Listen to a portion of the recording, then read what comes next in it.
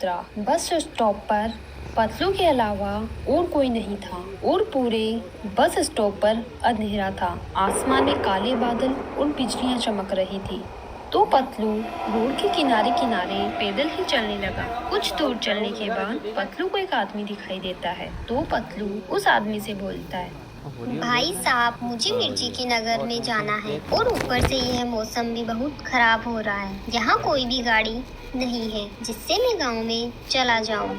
तो वह आदमी बोलता है, बेटा, तुम इतनी रात को मिर्ची नगर के गांव में कैसे जाओगे? अभी रात के समय तुम्हें यहाँ कोई गाड़ी नहीं मिलने वाली। तुम चाहो तो आज रात मेरे घर रुक सकते हो, कल सुबह चले जाना। और वैसे तुम्हें मिर्ची नगर के गांव में किसके पास जाना है? मुझे मोटू के यहाँ जाना है, जो मिर्ची नगर का बड़ा सेठ है। अच्छा, तो तुम मोटू के यहाँ जा रहे हो? मोटू यहाँ का बहुत बड़ा सेठ है। क्या काम है तुम्हें मोटू से? फिर पतलू बोलता है, जी, मुझे मोटू से ऑफिस के काम से मिलना है। ठीक है, तुम सुबह चले जाना। अभी मौसम भी खराब होता जा रहा है, लगता है बहुत तेज बारिश होने वाली है। तुम जल्दी मेरे घर चलो।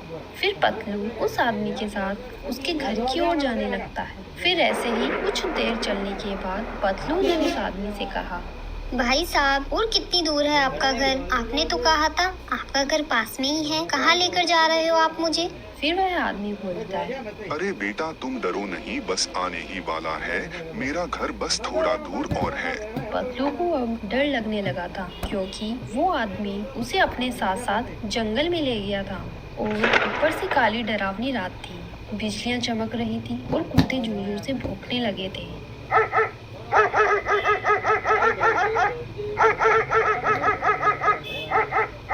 तभी अचानक से पतलू को एक डरावनी आवाज आती है।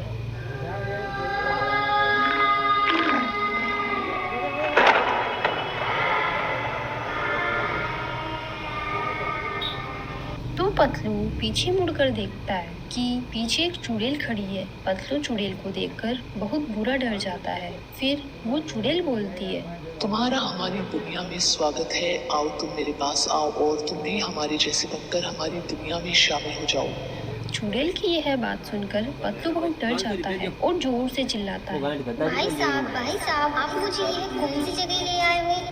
लेकिन वह आदमी वहाँ से गायब हो चुका था। पतलू उस आदमी को न देखकर वहाँ से तेजी से भागने लगता है। भागते भागते पतलू गिर जाता है और बेहोश हो जाता है। कुछ देर बाद पतलू की आंखों के सामने एक घर दिखाई देता है। जल्दी से उठकर उस घर के बाहर जाता है और उस घर का दरवाजा बजाता है। घर का दरवाजा बजाते ही वहाँ एक आदमी पतलू के सामने और बोलता है, बेटा, तुम कहाँ रह गए थे? मैंने तुम्हें काफी देर तक ढूंढा, लेकिन तुम मुझे कहीं नहीं मिले। पतलू उस आदमी को देखकर पूरा घबरा जाता है। पतलू को अब कुछ समझ नहीं आ रहा था कि अब यह सब क्या चल रहा है। तभी अचानक से वह आदमी एक भूतिया आदमी में बदल जाता है और बोलता है, आज तो काफी दिनों बाद कुछ अच्छा खाने को मिलेगा और तुम तो वैसे भी बहुत ज्यादा स्वादिष्ट लग रहे हो। पतलू भूतिया आदमी की यह बात सुनकर उसे धक्का देकर वहाँ से भागने लगता है। पतलू बिना रुके